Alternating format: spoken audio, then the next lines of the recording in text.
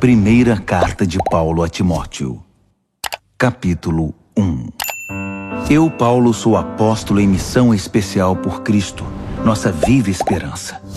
Sob o comando de Deus, nosso Salvador, escrevo a você, Timóteo, meu filho na fé. Desejo tudo de bom para você da parte do nosso Deus e de Cristo. A caminho da província da Macedônia, aconselhei você a permanecer em Éfeso. Pois bem, não mudei de ideia. Fique firme no comando, de modo que o ensino continue a ser ministrado. Ao que parece, alguns que ensinam aí estão introduzindo lendas e relatos genealógicos fantasiosos inúteis, em vez de conduzir o povo ao equilíbrio e aprofundá-los na fé e na obediência. A essência de tudo que enfatizamos é simplesmente o amor.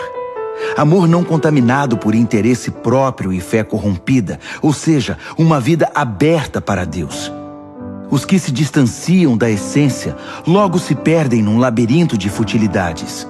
Eles se apresentam como especialistas em assuntos religiosos, mas a despeito de toda a eloquência, não sabem o que estão falando. É verdade que a orientação moral e o conselho são necessários, mas vale lembrar: como dizer e a quem dizer são tão importantes quanto o que dizer. É óbvio que o código da lei não é dirigido a pessoas responsáveis, mas aos irresponsáveis que desafiam a autoridade e não pensam no que é certo a respeito de Deus, da vida, do sexo, da verdade e assim por diante. Eles desdenham da mensagem que o grande Deus me incumbiu de transmitir. Sou grato a Jesus Cristo, que me julgou capaz de cumprir esta tarefa, mesmo que eu não merecesse confiança. Você sabe, ele me confiou este ministério. As únicas credenciais que eu trouxe foram agressão, intolerância e arrogância. Mas fui tratado com misericórdia, porque não sabia o que estava fazendo. Não sabia contra quem lutava.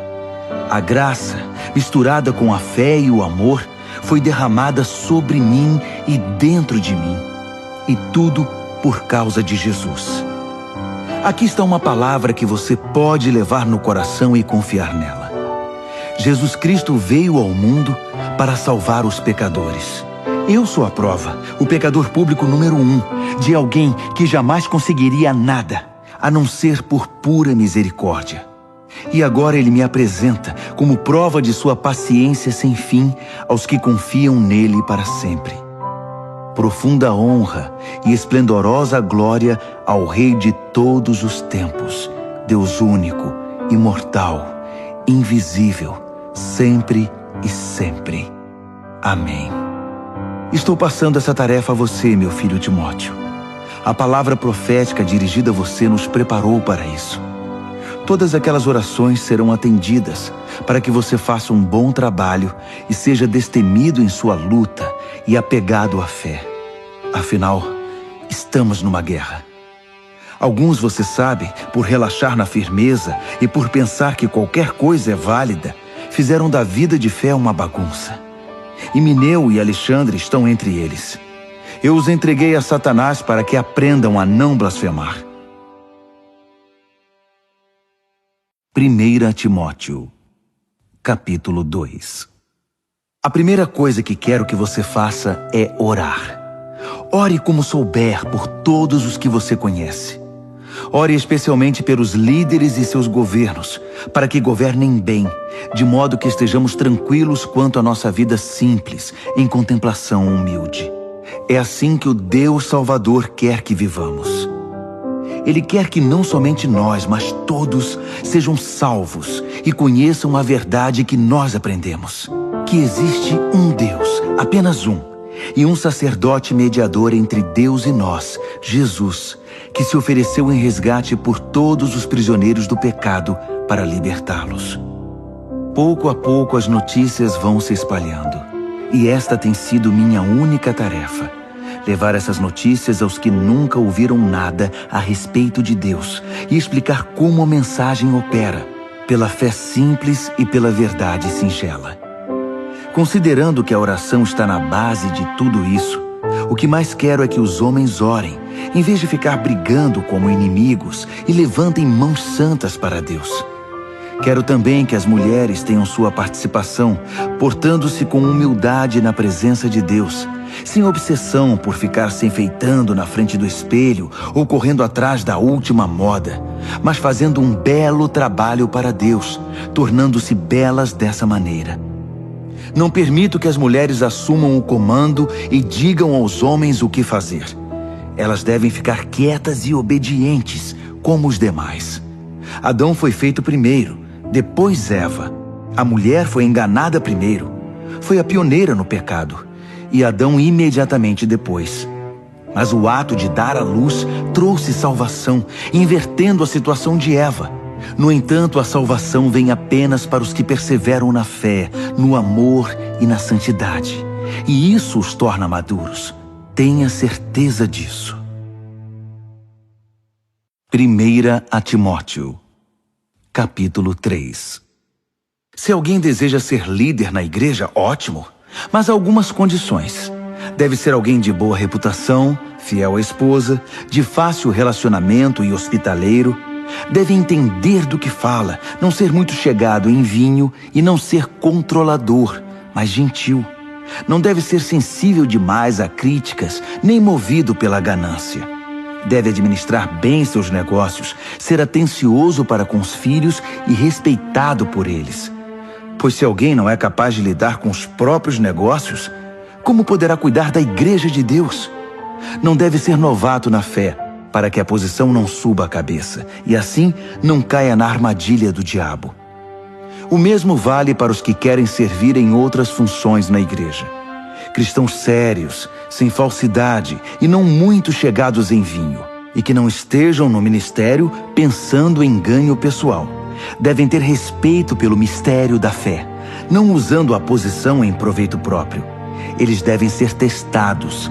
Se mostrarem que são capazes, que assumam sua função. Nenhuma exceção deve ser feita às mulheres. Para elas, as mesmas qualificações, sérias e confiáveis. Não devem ser faladeiras, nem muito chegadas em vinho. Quem serve na igreja deve ter compromisso com o cônjuge, ser atencioso com os filhos e cuidadoso nos negócios. Os que cumprem devidamente o papel de servo serão respeitados, um crédito verdadeiro para a fé em Jesus. Espero visitá-lo em breve, mas caso eu me atrase, escreva esta carta para que você saiba como devem ser as coisas na casa do Senhor, a Igreja Viva de Deus, defensora da verdade. A vida cristã é um grande mistério, muito além do nosso entendimento, mas algumas coisas são bem claras. Esteve entre nós em corpo humano, foi justificado pelo Espírito, foi visto por anjos, foi proclamado entre todos os povos, crido em todo o mundo, recebido na glória celestial. 1 Timóteo, capítulo 4. O Espírito deixa claro que à medida que o tempo passa, alguns desistirão da fé para seguir ilusões demoníacas ensinadas por profissionais da mentira. Esses impostores mentem tão bem e há tanto tempo que perderam toda a noção de verdade. Eles vão proibir o casamento, vão dizer que não se pode comer este ou aquele alimento, comida perfeitamente boa que Deus criou para ser ingerida com alegria e ação de graças pelos que conhecem a verdade. Tudo que Deus criou é bom e deve ser recebido com gratidão. Nada deve ser rejeitado ou jogado fora. A palavra de Deus e nossas orações tornam santo tudo que faz parte da criação. Você foi criado na mensagem da fé e se orienta por ensinos saudáveis. Agora passe adiante este conselho aos seguidores de Jesus e você será um bom servo dele. Afaste-se de histórias tolas que se disfarçam de religião. Exercite-se diariamente em Deus. Por favor, nada de flacidez espiritual. Exercitar-se numa academia é útil, mas a vida disciplinada em Deus é mais proveitosa e deixa você em forma hoje e para sempre. Pode acreditar. Guarde isso no coração. É por isso que nos lançamos de corpo e alma nesta aventura. Confiamos no Deus vivo, Salvador de todos os homens e mulheres, especialmente dos que creem. Transmita estas palavras, ensine todas essas coisas e não permita que ninguém o despreze pelo fato de você ser jovem. Ensine os cristãos com a vida, pela palavra, pelo procedimento, pelo amor, pela fé, pela integridade. Continue lendo as Escrituras, aconselhando, ensinando. Quanto ao dom especial do ministério concedido quando os líderes da igreja impuseram as mãos sobre você, mantenha-o puro e ativo. Cultive estas coisas. Mergulhe nelas. Todos perceberão quanto você amadureceu. Fique firme em seu caráter e em seu ensino. Não se desvie. Apenas fique firme. Você e seus ouvintes vão experimentar a salvação. 1 Timóteo, capítulo 5. Não seja grosseiro nem impaciente com o ancião. Trate-o como se fosse seu pai e os jovens como se fossem seus irmãos. Respeite as mulheres idosas como respeitaria sua mãe e as jovens como se fossem suas irmãs. Cuide das viúvas que não têm recursos. Se uma viúva tem parentes que podem cuidar dela, eles devem aprender que a religião começa em casa e que devem retribuir com gratidão pelo que têm recebido. Isso agrada muito a Deus. Você pode considerar viúva legítima aquela que deposita toda a esperança em Deus e ora constantemente pelas necessidades dos outros e pelas necessidades dela. Mas uma viúva que explora as emoções e o bolso dos outros, não há o que fazer com ela. Ensine estas coisas ao povo para que todos saibam como agir em família. Qualquer um que não cuide dos membros necessitados da família está rejeitando a fé. É pior que se recusar a crer. Designe algumas viúvas para o ministério especial de dar assistência. Elas deverão receber em retribuição sustento da igreja. Elas devem ter mais de 60 anos de idade e um único casamento. Devem ter reputação de saber criar os filhos, ajudar as pessoas de fora e os cristãos desanimados, aflitos e problemáticos. Não inclua viúvas jovens nessa lista. Tão logo sejam incluídas na lista, vão querer sair dela, mais dispostas a arrumar outro marido que a servir a Cristo dessa maneira. E ao quebrar sua palavra, corre um risco de ir de mal a pior, desperdiçando seu tempo em conversas fúteis e fofocas. Não. Prefiro que as viúvas jovens sigam a vida, se casem, tenham filhos, administrem o lar e não deem motivos aos seus críticos para acharem nelas alguma falta. Algumas delas já se desviaram seguindo Satanás. Qualquer mulher cristã que tenha viúvas na família é responsável por elas. Elas não devem ser empurradas para a igreja. A igreja já tem trabalho suficiente com as viúvas que precisam de ajuda. Dê um prêmio aos líderes que fazem um bom trabalho, especialmente aos que se esforçam na pregação e no ensino. As Escrituras dizem: não amordace o boi que trabalha, e o trabalhador merece seu salário. Não dê ouvidos a nenhuma reclamação contra um líder que não seja apoiada por 2 ou 3 testemunhas idôneas. Se alguém cair em pecado, chame-o à responsabilidade. Os que estiverem inclinados a fazer o mesmo irão aprender a lição. Deus, Jesus e os anjos me apoiam nessas instruções. Cumpra-as sem parcialidade e sem partidarismo. Não se precipite em indicar alguém para cargos de liderança na igreja. Se alguém estiver envolvido num pecado grave, você não vai querer se tornar cúmplice involuntário, não é?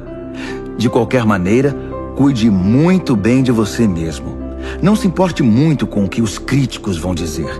Siga em frente e beba um pouco de vinho, por exemplo. É bom para a digestão e um bom remédio para o mal que aflige você. Certos pecados são grosseiros e devem ir direto a julgamento. Os pecados de alguns só se manifestam muito tempo depois. O mesmo acontece com as boas obras. Algumas são evidentes, mas nenhuma delas permanece oculta para sempre. 1 Timóteo, capítulo 6. Quem for escravo deve fazer o melhor, respeitando o seu senhor, para que os de fora não falem contra Deus e contra nosso ensino por causa do seu comportamento. Escravos que trabalham para senhores cristãos façam ainda mais. Os senhores deles são também seus irmãos amados. Esses são os assuntos que eu quero que você ensine e pregue.